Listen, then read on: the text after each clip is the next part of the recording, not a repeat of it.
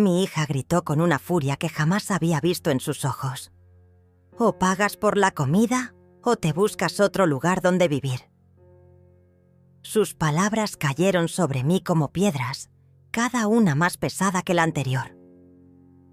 Ahí estaba yo, parada en la cocina de mi propia casa, la casa que construí ladrillo a ladrillo con mi difunto esposo, siendo expulsada por mi propia sangre. Lo que Patricia no sabía, lo que nunca imaginó mientras me señalaba con el dedo como si fuera una extraña, es que durante los últimos 3 años había sido yo quien depositaba religiosamente cada mes 900 pesos en su cuenta bancaria. Yo, la madre que según ella no aportaba nada, era quien mantenía ese techo sobre nuestras cabezas. «Mamá, ya no eres una niña», continuó Patricia con esa voz que había aprendido a usar desde que Miguel llegó a nuestras vidas. «Tienes que entender que aquí todos trabajamos, todos contribuimos. Si quieres quedarte, pagas tu parte como cualquier inquilina». Inquilina. En mi propia casa. Las palabras se clavaron en mi pecho como alfileres oxidados. Pero no lloré. No ahí. No frente a ella, y mucho menos frente a él, que estaba sentado en mi sofá, sonriendo con esa sonrisa de satisfacción que había aprendido a odiar. Miguel asintió desde su lugar, como si fuera el dueño del lugar, como si llevara años construyendo lo que yo había levantado en décadas. «Cecilia, es lo justo», dijo con esa voz melosa que usaba cuando quería sonar razonable. «Patricia tiene razón. Aquí todos aportamos. Todos aportamos. Él, que llevaba 6 meses viviendo en mi casa sin pagar un centavo, sin buscar trabajo, pero eso sí, muy dispuesto a opinar sobre cómo debíamos manejar nuestras finanzas. Beatriz, mi nieta de 16 años, estaba sentada en la escalera, observando toda la escena con esos ojos grandes que había heredado de su abuelo. No dijo nada, pero pude ver cómo apretaba los puños contra sus rodillas. Ella sabía, tal vez no los detalles, pero sabía que algo estaba terriblemente mal en esa escena. «Tienes hasta el fin de mes para decidir», agregó Patricia, cruzándose de brazos. «O pagas 500 pesos mensuales por tu cuarto y tu comida, o buscas otro lugar. No podemos seguir manteniendo a alguien que no contribuye». «Contribuye». La palabra resonó en mis oídos como una campana rota. Si ella supiera que cada peso que había gastado en esa casa durante los últimos 3 años, cada cuenta de luz, cada compra del supermercado, cada peso que creía que llegaba mágicamente a su cuenta, venía de mi pensión, de mis ahorros, de la venta de las joyas que heredé de mi madre. No respondí nada, solo asentí con la cabeza. Recogí mi taza de té que había quedado fría sobre la mesa de la cocina y subí lentamente las escaleras hacia mi habitación. Cada escalón crujía bajo mis pies como si la casa misma estuviera protestando por lo que acababa de suceder entre sus paredes. Detrás de mí, escuché la risa de Miguel y las palabras de Patricia. Ya era hora de que aprendiera cómo funcionan las cosas en el mundo real. Cerré la puerta de mi habitación y me senté en la cama que había compartido con mi esposo durante 30 años. Las cortinas blancas que había cosido yo misma filtraban la luz del atardecer, creando sombras doradas sobre las fotografías familiares que decoraban mi cómoda. Ahí estábamos todos.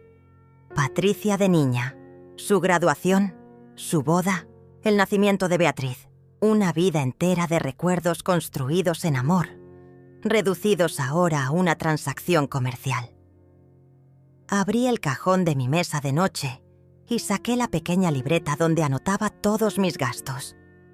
Página tras página de registros meticulosos. Depósito. Patricia, 900 pesos. Supermercado, 1.200 pesos. Louis, 340 pesos. Gas, 180 pesos. 3 años de números que contaban la historia que Patricia nunca se molestó en leer. 3 años siendo la proveedora invisible de una casa donde ahora me trataban como una carga. Esa noche, mientras la casa se quedaba en silencio y podía escuchar las risas de Miguel y Patricia desde la sala, tomé una decisión que cambiaría todo para siempre. 3 meses antes, todo parecía normal. Era un domingo de marzo y el aroma del mole que había estado cocinando desde la mañana llenaba cada rincón de la casa. La mesa del comedor estaba puesta con el mantel bordado que había sido de mi suegra, los platos de talavera que guardaba para las ocasiones especiales y las servilletas de lino que planchaba religiosamente cada semana. Patricia había llegado temprano con Beatriz y por primera vez en mucho tiempo, mi hija parecía relajada, casi feliz. «Huele delicioso, mamá», me dijo mientras se sentaba en la silla que siempre había sido suya, la que quedaba frente a la ventana donde entraba la luz de la tarde. Llevaba puesto ese vestido azul que le quedaba tan bien, el que yo le había regalado en su cumpleaños, y se había recogido el cabello de esa manera elegante que la hacía verse más joven. Beatriz corrió a la cocina a ayudarme con las tortillas, como hacía siempre, hablándome de sus clases, de sus amigas, de los libros que estaba leyendo. Todo se sentía perfecto, o al menos eso creía yo. Debería haber notado las pequeñas señales. Cómo Patricia revisaba su teléfono cada 5 minutos. Cómo sonreía de esa manera extraña cuando recibía mensajes. Cómo sus ojos se iluminaban de una forma que no había visto desde su divorcio. Debería haber sospechado cuando me preguntó, como quien no quiere la cosa, sobre mis finanzas. «Mamá, ¿cómo haces para que te alcance la pensión?», me había dicho mientras servía el agua de Jamaica en los vasos. «Es que yo con mi sueldo apenas y llego a fin de mes, y tú siempre pareces tan tranquila con el dinero». Yo le sonreí, orgullosa de poder ayudarla sin que se sintiera mal. «Ay, mija, cuando una aprende a administrarse, siempre alcanza. Además, tu papá me enseñó a ahorrar desde jóvenes». Lo que no le dije es que cada mes, religiosamente, transfería 900 pesos a su cuenta desde que se había divorciado. Lo que no sabía es que yo había vendido el anillo de compromiso de mi madre, las arracadas de oro que habían sido de mi abuela y hasta algunos de los muebles antiguos que tenía guardados en el sótano. Todo para asegurarme de que ella y Beatriz nunca pasaran necesidades. Era mi secreto, mi manera silenciosa de cuidarlas sin herir su orgullo. Esa tarde, después de la comida, Patricia recibió una llamada. Se alejó hacia el jardín para contestar, y a través de la ventana de la cocina pude verla caminar entre mis rosales, gesticulando animadamente, riéndose con una alegría que no veía en ella desde hacía años. Cuando regresó tenía las mejillas sonrojadas y los ojos brillantes. «Era un amigo», me dijo, pero había algo en su voz, una emoción contenida que no logró disimular completamente. Beatriz la miró con curiosidad, pero no dijo nada. Mi nieta siempre había sido observadora, igual que su abuelo. 2 semanas después, Patricia me habló de Miguel. «Es un hombre maravilloso, mamá. Trabajó en construcción durante años, pero ahora está entre proyectos. Es muy inteligente, muy trabajador». Lo describía como si fuera un premio que había ganado, con esa emoción de adolescente enamorada que contrastaba con sus 42 años. Yo me alegré por ella, de verdad. Después del desastre de su matrimonio, se merecía ser feliz. La primera vez que lo trajo a casa fue un viernes por la tarde.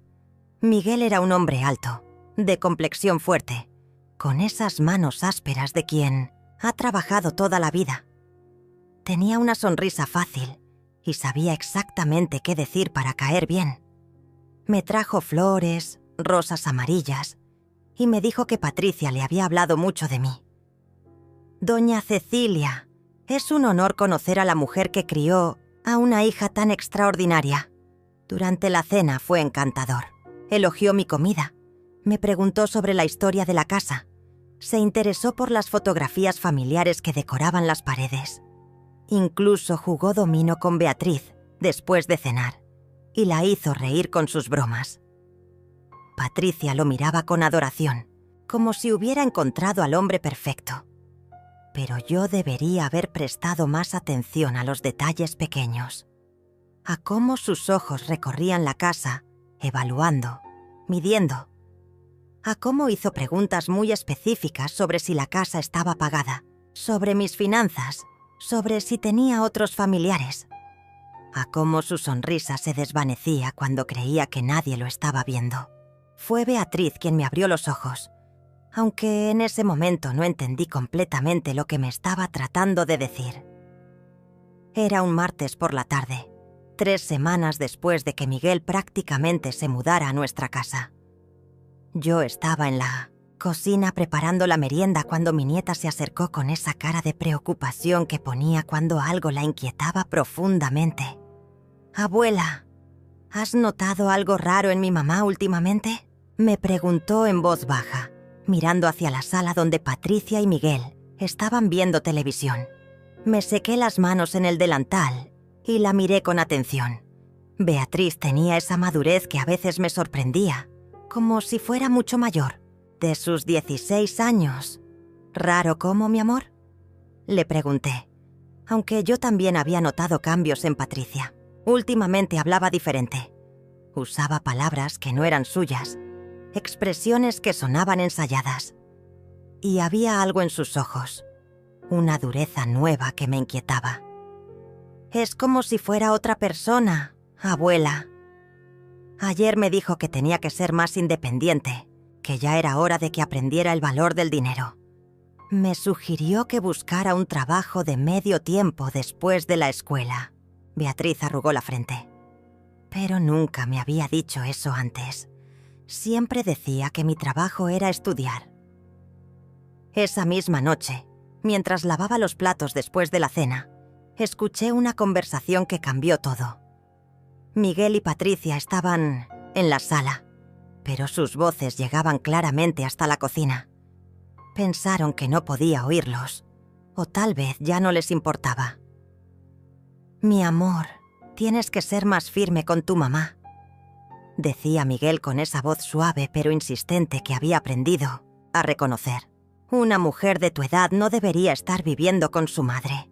Es tiempo de que tomes las riendas de tu propia vida». «Pero Miguel es mi mamá. Y además, esta es su casa», respondió Patricia, aunque su voz sonaba menos segura de lo usual. «¿Su casa? Patricia, escúchame bien. Tú eres quien trabaja, quien mantiene este hogar. Tu madre ya cumplió su ciclo.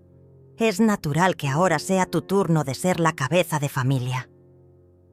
Había algo hipnótico en la manera como hablaba, como si estuviera plantando ideas en la mente de mi hija, semilla por semilla. «Pero ella tiene su pensión», murmuró Patricia. «¿Su pensión?». Miguel se rió con desprecio. «¿Cuánto puede ser? 3.000, 4.000 pesos. Con lo que cuesta mantener esta casa, con los gastos que tienes, eso no alcanza ni para los servicios. Tú eres quien realmente sostiene todo esto, amor. Es tiempo de que ella lo reconozca». Dejé caer una cuchara al fregadero y el ruido metálico cortó la conversación. Escuché cómo se movían en la sala, probablemente alejándose más de la cocina, pero ya había oído suficiente. Miguel no solo estaba viviendo en mi casa sin pagar nada, sino que estaba convenciendo a mi hija de que yo era una carga, un estorbo en mi propio hogar. Los días siguientes fueron como caminar sobre vidrios rotos. Patricia comenzó a hacer comentarios extraños durante las comidas. «Mamá, ¿no crees que ya es hora de que consideres mudarte a un lugar más pequeño?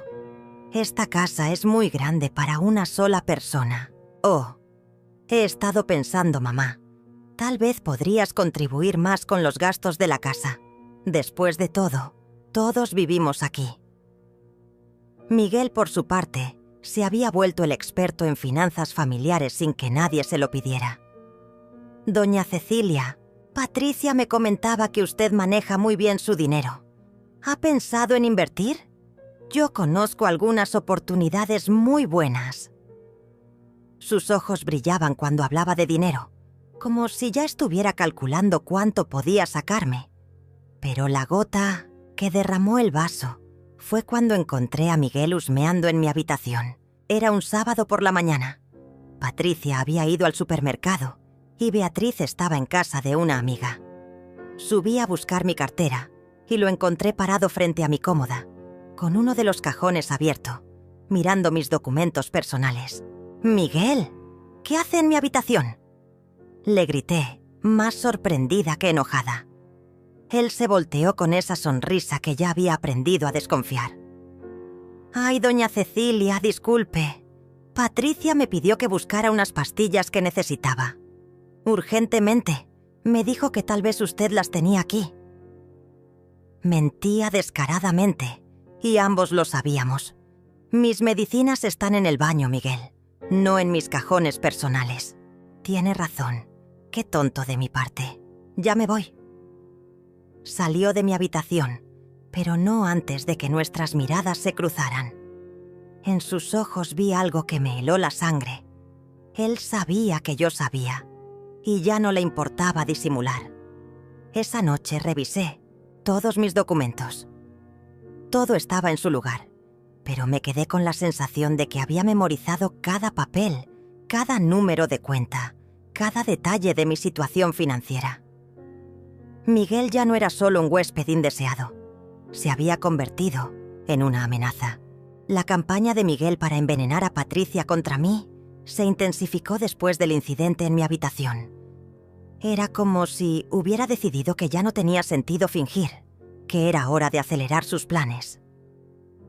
Comenzó con comentarios aparentemente inocentes durante las cenas, observaciones casuales que se clavaban como pequeños puñales en la armonía familiar que habíamos construido durante años.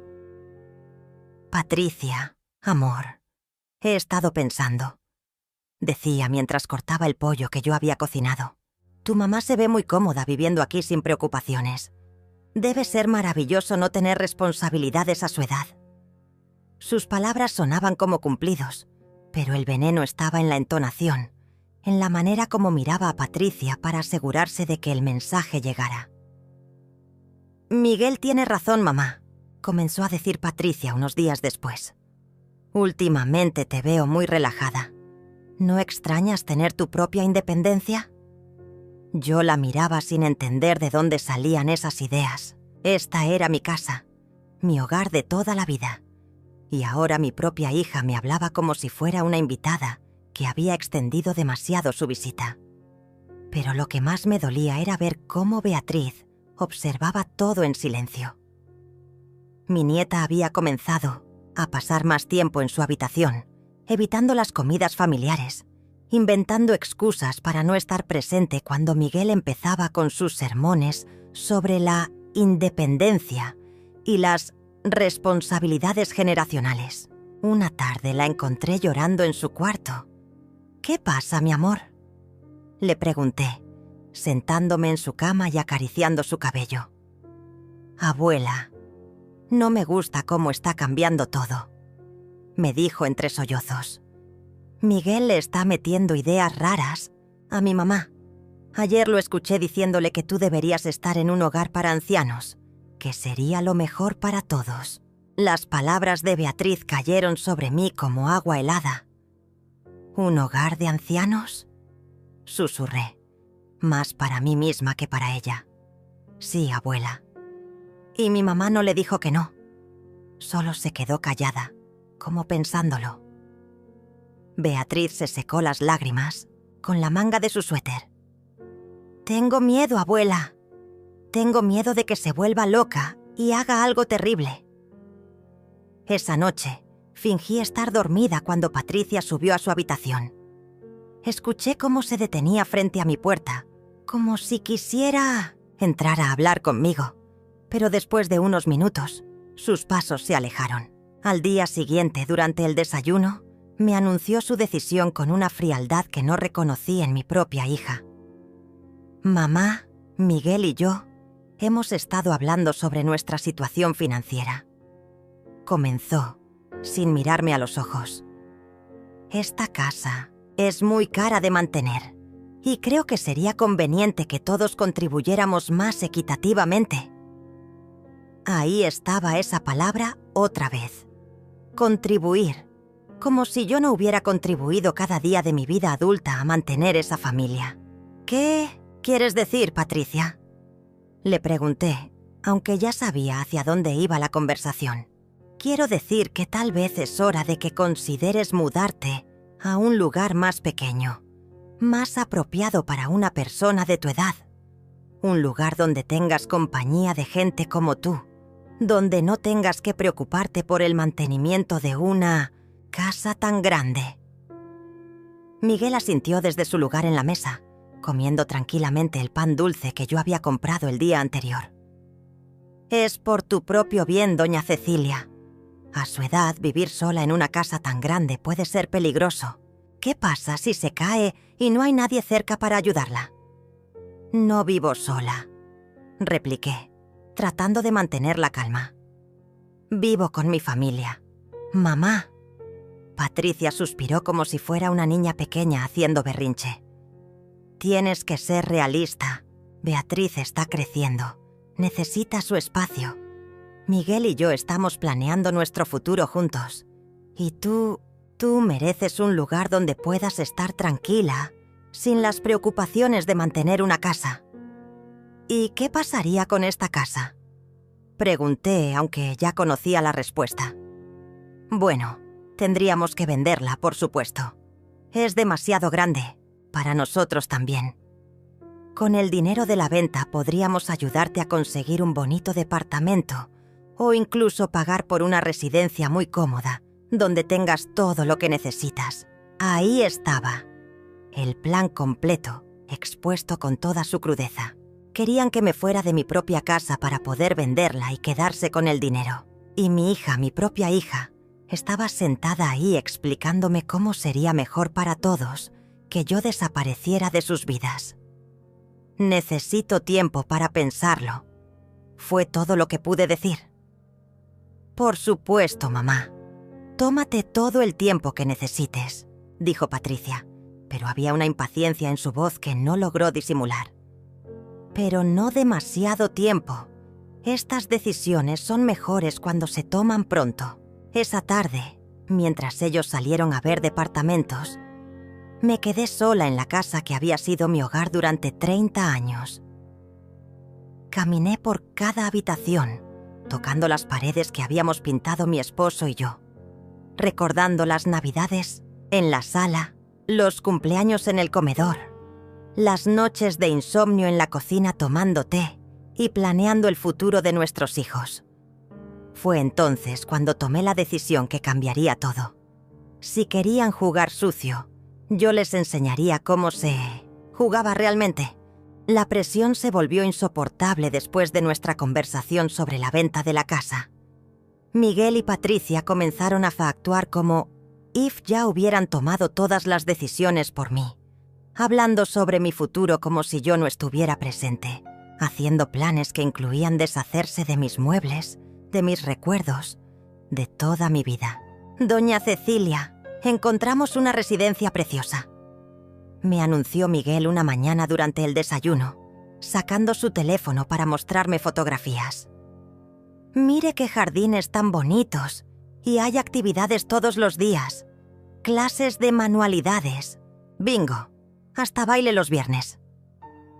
Hablaba con esa falsa alegría de vendedor, como si me estuviera ofreciendo unas vacaciones permanentes en lugar de destierro de mi propia casa. Patricia asintió entusiasmada, con una sonrisa que no llegaba a sus ojos. Es perfecto para ti, mamá. Tendrás amigas de tu edad. No tendrás que preocuparte por cocinar o limpiar. Será como estar en un hotel todo el tiempo. Sus palabras sonaban ensayadas, como si hubiera estado practicando ese discurso frente al espejo. ¿Y cuánto cuesta esa maravilla?, pregunté, aunque ya sospechaba la respuesta. Bueno, no es barata, admitió Miguel. Pero con la venta de la casa tendríamos más que suficiente para cubrir los gastos durante muchos años. Y si algo falta, Patricia y yo estaremos aquí para ayudar. Por supuesto que estarían ahí para ayudar, después de haberse gastado el dinero de la venta de mi casa. Pero lo que más me dolió fue la reacción de Beatriz cuando se enteró del plan. Mi nieta llegó corriendo a mi habitación esa misma tarde, con los ojos rojos de tanto llorar. «Abuela, mi mamá me dijo que te vas a ir a vivir a un hogar de ancianos», sollozó, abrazándome con desesperación. «¿Es cierto? ¿Me vas a dejar?» «Ay, mi amor», le dije sintiendo cómo se me partía el corazón. «No quiero irme. Esta es mi casa. Este es mi hogar». «Entonces no te vayas», me suplicó. «Dile a mi mamá que no quieres irte. Ella te tiene que hacer caso». «No es tan fácil, Beatriz. Tu mamá ya tomó la decisión. Pero es tu casa. Tú viviste aquí antes que Miguel, antes que yo». Mi nieta tenía razón, pero la razón ya no parecía importar en esa casa. Los días siguientes fueron un calvario constante. Miguel había tomado el control total de la situación y ya ni siquiera fingía ser cortés. Conmigo, se sentaba en mi sillón favorito, el que había sido de mi esposo, y hablaba por teléfono sobre la venta de la casa como si ya fuera suya. Invitó a un agente inmobiliario sin consultarme y tuvieron el descaro de hacer el recorrido mientras yo estaba en la cocina. «La casa está en excelentes condiciones», escuché que decía el agente. «Con algunas remodelaciones menores, podríamos obtener un precio muy bueno en el mercado actual. Sí, bueno, mi suegra es muy cuidadosa con sus cosas», respondió Miguel con esa voz de propietario que me hacía hervir la sangre. «Mantuvo todo impecable durante años». Patricia, que había estado silenciosa durante la mayor parte de la visita, finalmente habló. «¿Cuánto tiempo calculas que tomaría la venta? Con el mercado como está ahora, yo diría que entre 2 y 3 meses máximo. Es una propiedad muy atractiva en una zona muy solicitada». Esa noche, durante la cena, Miguel anunció oficialmente el cronograma que habían establecido sin consultarme. «Doña Cecilia, hemos decidido que sería mejor actuar rápido. El mercado inmobiliario está muy bueno ahora y no sabemos cuánto tiempo va a durar. Pensamos poner la casa en venta la próxima semana». «¿La próxima semana?», logré decir, aunque sentía como si me hubieran golpeado en el estómago. «Sí, mamá», intervino Patricia, evitando mirarme directamente. «Entre más rápido, mejor. Así podrás mudarte a la residencia pronto y comenzar tu nueva vida». «¿Y qué pasa conmigo mientras tanto? ¿Dónde se supone que voy a vivir durante esos 2 o 3 meses?» Miguel y Patricia intercambiaron una mirada, como si hubieran estado esperando esa pregunta. «Bueno, pensamos que podrías quedarte aquí hasta que se concrete la venta», dijo Patricia finalmente. «Pero tendrías que contribuir con los gastos de la casa mientras tanto. No sería justo que vivieras gratis mientras nosotros pagamos todo». Ahí estaba otra vez esa palabra maldita, contribuir. La ironía era tan cruel que casi me hizo reír. Ellos, que vivían de mi dinero sin saberlo, me pedían que contribuyera a mantener mi propia casa. «¿Cuánto?», pregunté, porque necesitaba saber hasta dónde llegaba su descaro. «500 pesos mensuales», respondió Miguel sin dudarlo.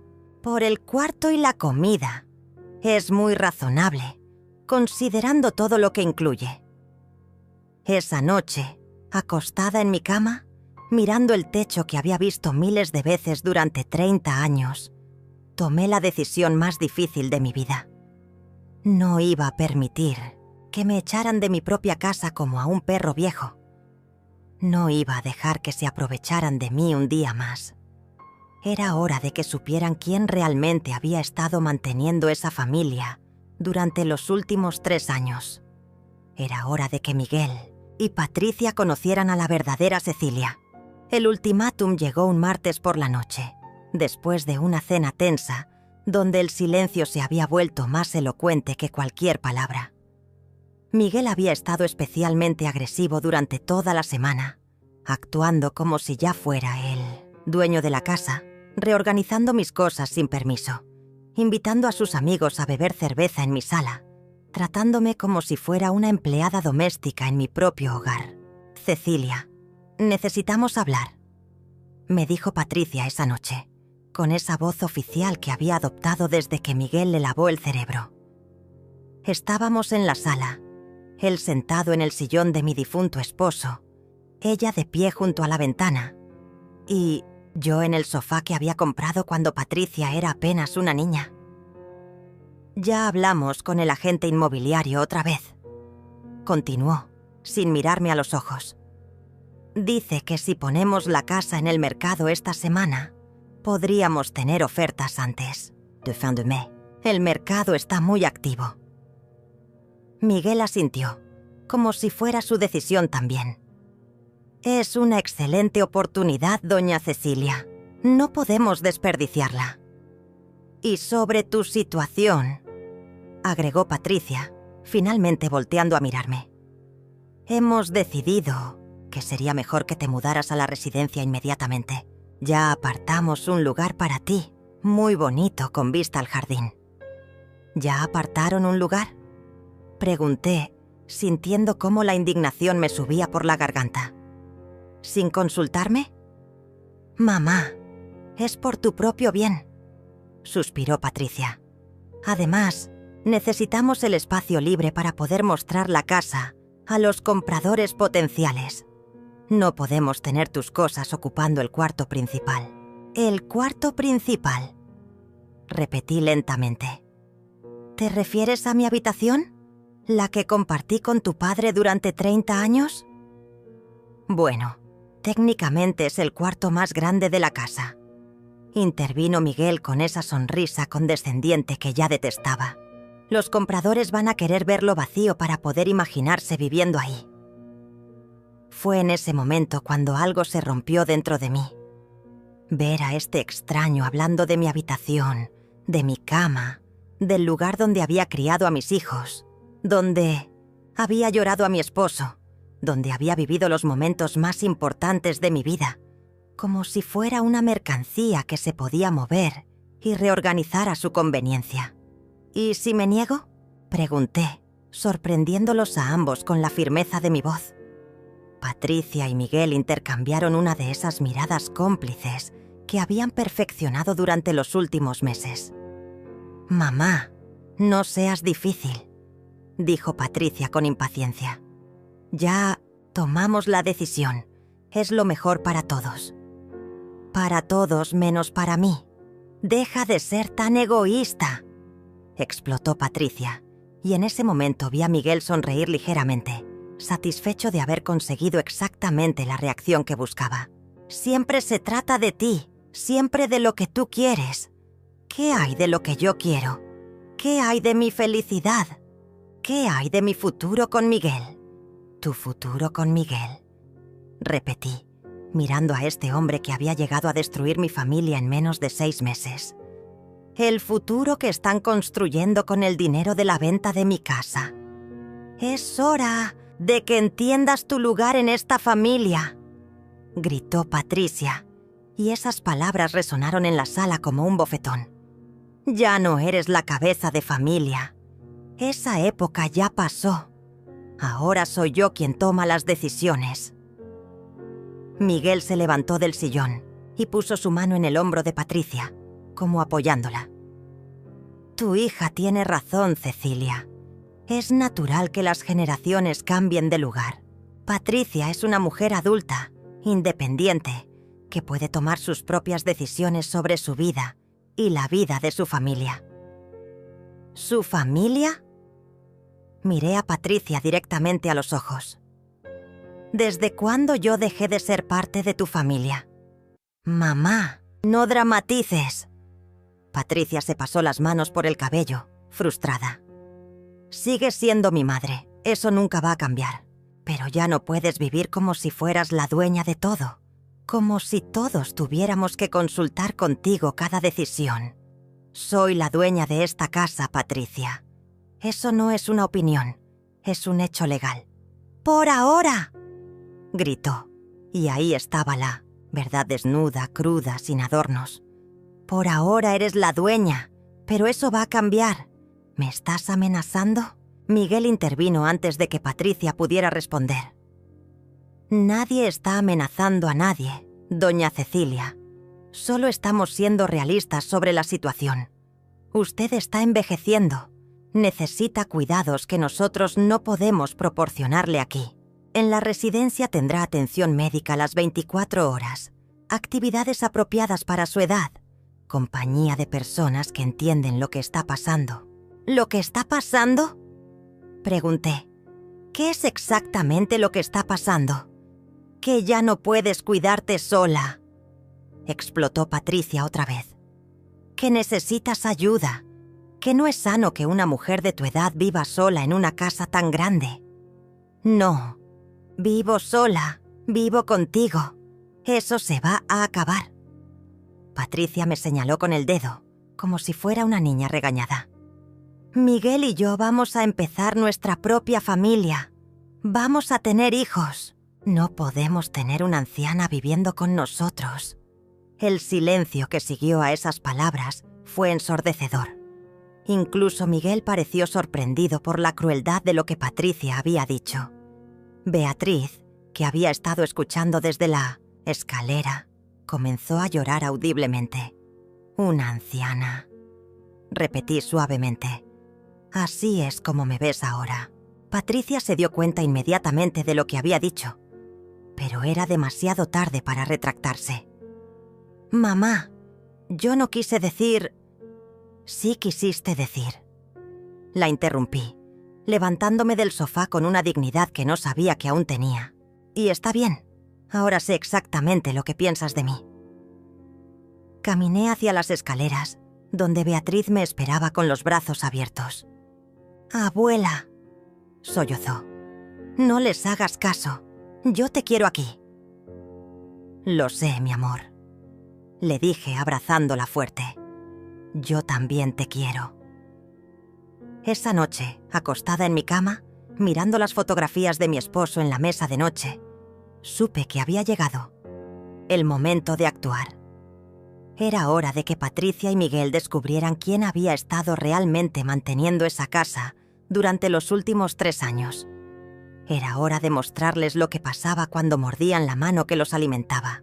Al día siguiente, mientras Patricia y Miguel salieron a ver más residencias para ancianos donde desterrarme, comencé mi plan en silencio. No era momento de gritos ni confrontaciones. Era hora de actuar con la frialdad calculada que había aprendido de mi esposo cuando manejaba los negocios. Él siempre decía que la venganza se servía mejor cuando el enemigo no se daba cuenta de que estaba siendo derrotado, hasta que ya era demasiado tarde. Lo primero que hice fue ir al banco. Me vestí con mi mejor traje azul marino, el que usaba para las ocasiones importantes. Me peiné cuidadosamente y caminé las 4 cuadras hasta la sucursal, donde había manejado mis finanzas durante más de 20 años. La señora Martínez, la gerente que me conocía desde siempre, me recibió con su sonrisa habitual. «Doña Cecilia, qué gusto verla. ¿En qué la puedo ayudar? Necesito cancelar una transferencia automática», le dije con la voz más serena que pude reunir. «Son 900 pesos que deposito mensualmente en la cuenta de mi hija». «Por supuesto, déjeme revisar su cuenta». La señora Martínez tecleó en su computadora y después me miró con curiosidad. «Veo que ha estado haciendo esta transferencia durante 3 años. ¿Estás segura de que quiere cancelarla?» «Completamente segura». «¿Y desde cuándo quiere que tome efecto la cancelación?» «Desde ahora mismo». También le pedí que me imprimiera todos los comprobantes de las transferencias que había hecho durante los últimos 3 años. Página tras página de evidencia que mostraba cómo había sido yo quien había mantenido esa casa, quien había pagado los gastos, quien había sido la verdadera proveedora mientras me trataban como una carga. Mi siguiente parada fue el despacho del licenciado Silva, el abogado que había manejado los asuntos legales de mi familia desde que mi esposo murió. Don Roberto Silva era un hombre mayor, de esos que inspiraban confianza desde el momento en que hablaban. «Doña Cecilia, siempre es un placer verla. ¿Qué la trae por aquí?» Le expliqué toda la situación. Cómo Miguel había llegado a manipular a Patricia, cómo me querían echar de mi propia casa, cómo planeaban venderla y quedarse con el dinero. Don Roberto escuchó sin interrumpir, tomando notas ocasionales, frunciendo el ceño cuando le conté sobre las amenazas y los ultimátums. Entiendo su preocupación, doña Cecilia, y tiene razón en estar molesta. Pero dígame, ¿la casa está a su nombre? Completamente. Mi esposo me la dejó en el testamento y yo soy la única propietaria legal. Perfecto. Entonces nadie puede venderla sin su autorización, sin importar lo que digan o planeen. Don Roberto se recargó en su silla. Pero me preocupa la presión psicológica que están ejerciendo sobre usted. ¿Ha considerado la posibilidad de cambiar las cerraduras? Puedo hacer eso. Es su casa, doña Cecilia. Puede hacer lo que guste con ella. Salí del despacho con un plan claro y la seguridad legal que necesitaba. Mi siguiente parada fue una cerrajería, donde contraté al señor Mendoza para que viniera esa misma tarde a cambiar todas las cerraduras de la casa. También compré una pequeña grabadora digital, del tamaño de una caja de cerillos, que podía esconderse fácilmente. Cuando regresé a casa, encontré a Beatriz sentada en la escalera, con esa cara de tristeza que me partía el corazón. Mi nieta había estado cargando con el peso de toda esta situación, atrapada entre su lealtad hacia mí y su amor por su madre. «Abuela, ¿es cierto que te van a obligar a irte?» «Ven acá, mi amor», le dije sentándome a su lado en la escalera. «Necesito que me ayudes con algo muy importante». Le expliqué parte de mi plan, lo suficiente para que entendiera que no me iba a dejar vencer sin luchar. Le enseñé la grabadora y le pedí que la escondiera en la sala, en un lugar donde pudiera captar las conversaciones de Patricia y Miguel cuando creyeran que no había nadie más en casa. ¿Es legal hacer eso, abuela? Es mi casa, Beatriz. Y si alguien está planeando estafarme en mi propia casa, tengo derecho a protegerme. Esa tarde, cuando llegó el cerrajero, le dije a Beatriz que me ayudara a distraer a Patricia y Miguel mientras el señor Mendoza trabajaba. No fue difícil. Estaban tan ocupados planeando mi destierro que ni siquiera notaron el ruido de las herramientas. Por la noche, durante la cena, Miguel hizo su anuncio habitual sobre los progresos en sus planes. «Doña Cecilia, tengo buenas noticias. La residencia puede recibirla el próximo lunes. Es perfecto, porque el agente inmobiliario quiere traer a los primeros compradores el martes». «¿El próximo lunes?», pregunté fingiendo sorpresa. «¿No es muy pronto?» «Para nada», intervino Patricia. «Ya perdimos demasiado tiempo. Entre más rápido mejor. Además», agregó Miguel con esa sonrisa falsa, «ya pagamos el depósito de la residencia. Sería una pena perder ese dinero». «¿Ya pagaron el depósito? ¿Con qué dinero?» Patricia y Miguel intercambiaron una mirada. «Bueno, tuvimos que usar nuestros ahorros», mintió Patricia. «Pero no te preocupes, cuando vendamos la casa, recuperaremos todo». Esa noche, fingí estar dormida cuando escuché que bajaban a la sala. Activé discretamente la grabadora que Beatriz había escondido detrás del televisor y esperé. No tuve que esperar mucho. «¿Crees que sospeche algo?», escuché la voz de Patricia. «Para nada», respondió Miguel. «Está tan asustada que va a hacer todo lo que le digamos. El lunes estará fuera de aquí y para el martes ya tendremos la casa en el mercado. ¿Y si se resiste? No se va a resistir. Ya está vencida. Además, una vez que esté en la residencia, será mucho más fácil convencerla de que firme los papeles de la venta. ¿Estás seguro de que esto va a funcionar? Patricia, amor, confía en mí. En 3 meses vamos a ser los dueños de una casa que vale más de 2 millones de pesos. Y lo mejor de todo es que ella misma nos va a ayudar a conseguirlo. Apagué la grabadora y sonreí en la oscuridad. Acababan de confesar su plan completo y yo tenía cada palabra grabada. Ahora solo faltaba el gran final. El lunes llegó como una tormenta anunciada.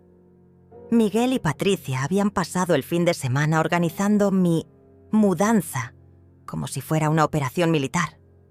Habían empacado mis cosas personales en cajas, habían llamado a la residencia para confirmar mi llegada e incluso habían contratado una camioneta para transportar mis pertenencias.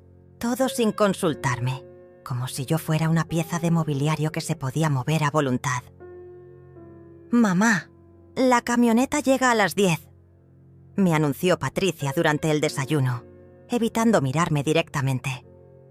«Ya tienes todo empacado, solo faltan algunas cosas del baño». Miguel estaba sentado en la mesa, revisando unos papeles con aire de satisfacción. «Doña Cecilia, también trajimos los documentos que necesita firmar para facilitarnos la venta de la casa. Son solo formalidades, pero el notario dice que es mejor tenerlas listas desde ahora». «¿Qué tipo de documentos?», pregunté, aunque ya sabía perfectamente de qué se trataba. «Un poder notarial», explicó Patricia como si fuera lo más normal del mundo. «Para que podamos manejar la venta en su nombre, sin molestarla con todas esas diligencias. Usted se va a estar adaptando a su nueva vida. No va a querer estar preocupándose por papeleos». «Un poder notarial», repetí lentamente. «Para vender mi casa». «Es temporal», mintió Miguel. «Solo hasta que se complete la venta. Después de eso, obviamente le transferiremos su parte del dinero. Su parte de la venta de mi propia casa». La audacia era tan grande que casi me hizo reír. A las 9:30 de la mañana, fingí estar terminando de empacar mis últimas cosas en mi habitación. Desde la ventana podía ver la camioneta estacionada en la calle, al conductor esperando, pacientemente, a Miguel fumando en el jardín mientras hablaba por teléfono, probablemente con el agente inmobiliario. Patricia estaba en la sala, revisando obsesivamente una lista de pendientes. Era hora de ejecutar mi plan. Bajé las escaleras cargando una pequeña maleta, como si fuera una anciana resignada a su destino. Patricia me esperaba en la entrada, con los documentos del poder notarial en las manos y una sonrisa nerviosa en el rostro. «¿Lista, mamá?», me preguntó. «Casi», respondí con voz tranquila. «Solo necesito pedirle algo a Miguel».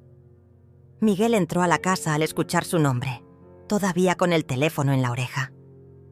«¿Qué necesita, doña Cecilia?», quería preguntarle. «Algo sobre el dinero que aparece en la cuenta de Patricia cada mes», dije, observando cómo se le cambiaba la cara. «Usted que maneja tan bien las finanzas, ¿no le parece extraño que ella reciba 900 pesos mensuales sin saber de dónde vienen?» Patricia frunció el ceño. «¿De qué estás hablando, mamá?» «De los 900 pesos que aparecen en tu cuenta bancaria el día 5 de cada mes, sin falta, durante los últimos 3 años. «Mamá, no sé de qué hablas. Yo no recibo ningún depósito misterioso». Saqué de mi bolsa los comprobantes que había impreso en el banco, todos los papeles que mostraban las transferencias mensuales, y los puse sobre la mesa del comedor. «¿Estás segura, Patricia?». Mi hija se acercó a revisar los documentos y pude ver cómo su rostro se iba transformando mientras leía. Cada página era una bofetada de realidad, transferencia tras transferencia, mes tras mes, año tras año, todas originadas desde mi cuenta bancaria hacia la suya. ¿Qué es esto?, balbuceó Patricia. Es la prueba de que durante los últimos 3 años he sido yo quien ha estado manteniendo esta casa. Cada peso que creías que llegaba mágicamente a tu cuenta, cada peso que te permitía pagar la luz, el gas, la comida, venía de mi pensión, de mis ahorros. Miguel se acercó a ver los documentos y pude ver cómo la sangre se le iba del rostro. Esto debe ser un error. No es un error, Miguel. Y si revisas la fecha de la última transferencia, verás que fue cancelada el viernes pasado. Patricia alzó la vista de los papeles, con los ojos llenos de lágrimas. Mamá, ¿por qué nunca me dijiste? Porque no quería lastimar tu orgullo, porque quería ayudarte sin que te sintieras mal por aceptar mi ayuda, porque pensé que era lo que hacen las madres, cuidar a sus hijos en silencio. Pero entonces todo este tiempo, Patricia miraba alternadamente los documentos y mi cara, como si estuviera tratando de reordenar todo lo que creía saber sobre nuestra situación financiera. Todo este tiempo, tú has estado viviendo de mi dinero, en mi casa, mientras planeabas echarme como si fuera una carga. Terminé la frase por ella. Miguel intentó recuperarse. Bueno, esto no cambia nada. Usted sigue necesitando cuidados. Sigue siendo peligroso que viva sola en una casa tan grande. Tienes razón, Miguel, dije con una sonrisa que los heló a ambos. Es peligroso vivir con personas que planean estafarme. Saqué la grabadora de mi bolsa y presioné el botón de reproducción. Sus propias voces llenaron la sala. La conversación del sábado por la noche, donde confesaban su plan completo, donde hablaban de engañarme para firmar papeles, donde se felicitaban por ser tan inteligentes. El silencio que siguió fue ensordecedor. Patricia se dejó caer en el sofá, con la cara entre las manos. Miguel retrocedió hacia la puerta, como si estuviera calculando la mejor ruta de escape. Y ahora, dije sacando las llaves nuevas de mi bolsa, creo que es hora de que sepan quién realmente va a mudarse de esta casa. Patricia alzó la vista, confundida. ¿Mamá? Miguel, dije mirando directamente a ese hombre que había llegado a destruir mi familia. Tienes exactamente 10 minutos para sacar tus cosas de mi casa. Las cerraduras fueron cambiadas ayer, y estas son las únicas llaves que existen. ¿Qué? Miguel miró las llaves en mi mano como si fueran una serpiente venenosa. 10 minutos, Miguel. Y después de eso, si sigues en mi propiedad, voy a llamar a la policía por invasión de propiedad privada.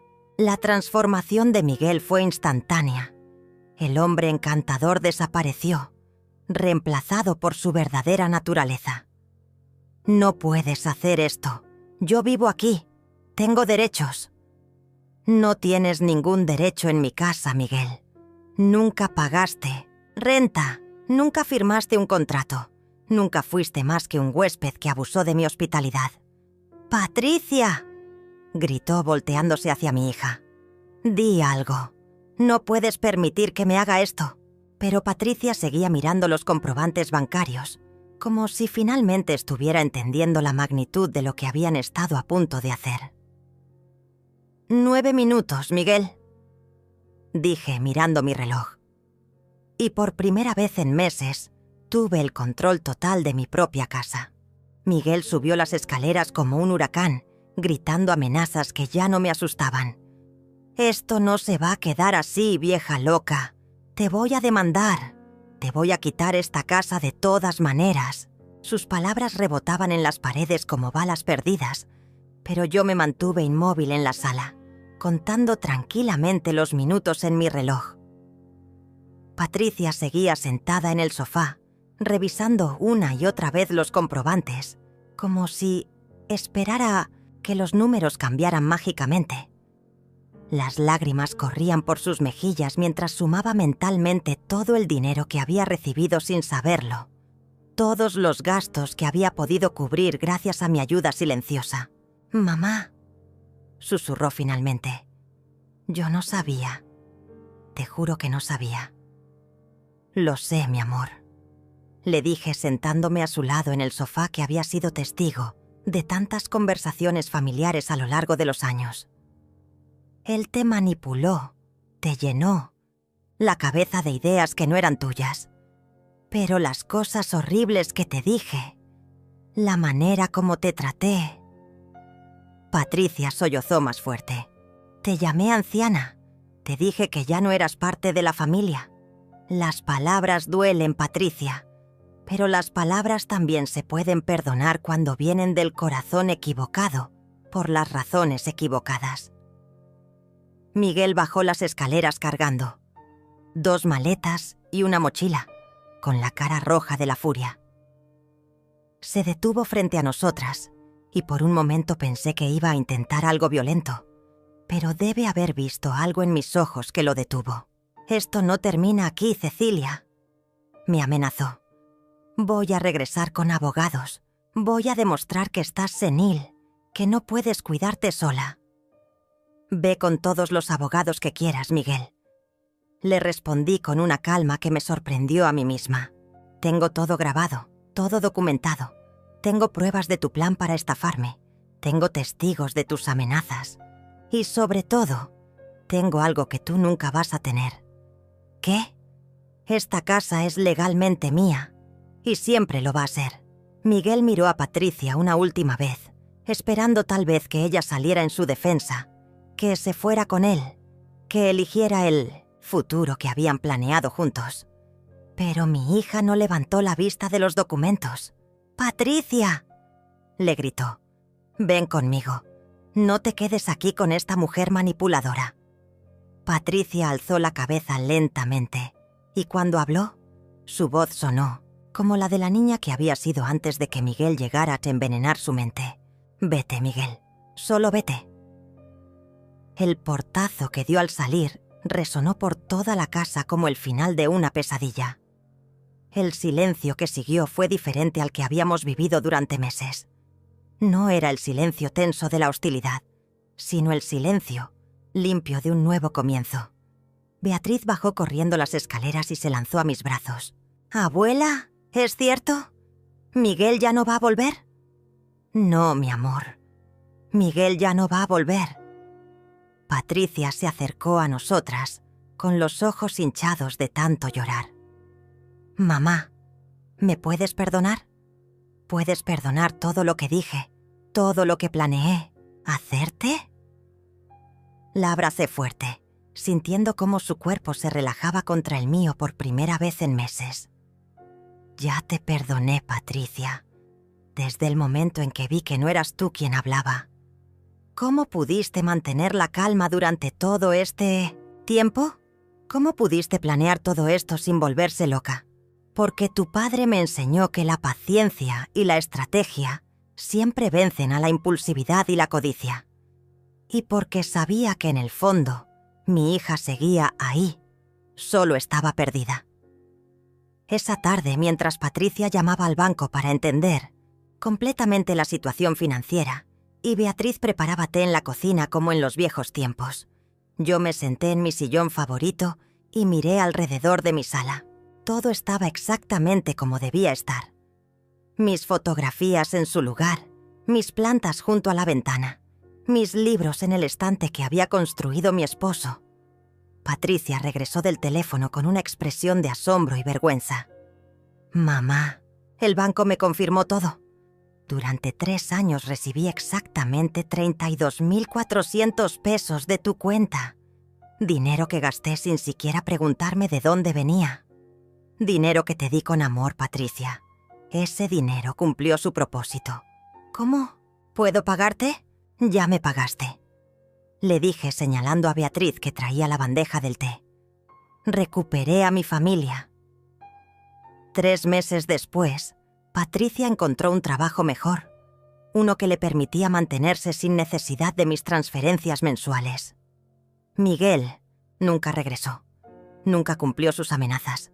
Simplemente desapareció de nuestras vidas como la mala hierba que era. De vez en cuando, Patricia recibía mensajes de él, pero los borraba sin leer. Beatriz se graduó con honores de la preparatoria y decidió estudiar Derecho, para proteger a otras abuelas como tú. Me dijo con esa sonrisa que iluminaba toda la casa.